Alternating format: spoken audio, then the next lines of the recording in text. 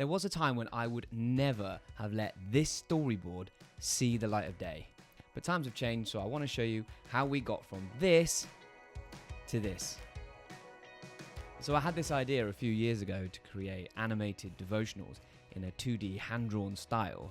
The only problem is I'm not a very good drawer, which is pretty essential. However, I can visualize a sequence, I can edit, I can animate on a computer, and I can draw kind of pretty much good enough to get an idea out of my head. So my plan was effectively to do the best with what I had, to do the best with what I could do, and then try and upgrade it later. And I'll show you what I mean.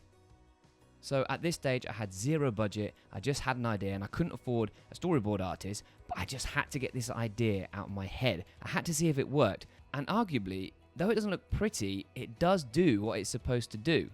So let's look at the opening shot, which shows a path drawing into a mountain scene at sunrise with sheep grazing on a field. Then it shows a bee coming from screen left to carry our focus towards a drop of honey, which then falls down to the text which says sweeter than honey. So that was the basic plan. Now it was time to put it in layout and keep doing the best with what I could do. And so here I've drawn the background, which again is very far removed from the final version, but at this stage it didn't need that. I just needed to work out the rough sizes of the assets, the camera movement, the foreground, midground and background placements, and then figure out the rough placements of the bee and the honey drop. And you'll notice I changed the honey pot to a beehive, but it's still basically the same idea. And then let me show you the sheep animation. And it's literally just shapes I've connected together and animated. None of it looks pretty, but it all does what it's supposed to do. Now, after this stage, I had some incredible friends that supported the idea and backed me. So now I had a budget, but admittedly, I still felt embarrassed to show artists that I wanted to work on the project this storyboard. I had a good vision, I had a good idea, but I still didn't know if the artists would want to even work on this project. But I hadn't considered the fact that artists have a natural ability to visualize things. They can see something that's not perfect and not pretty, and they can see what it was supposed to be. So they could look at this storyboard and see the basic idea of what I was trying to get.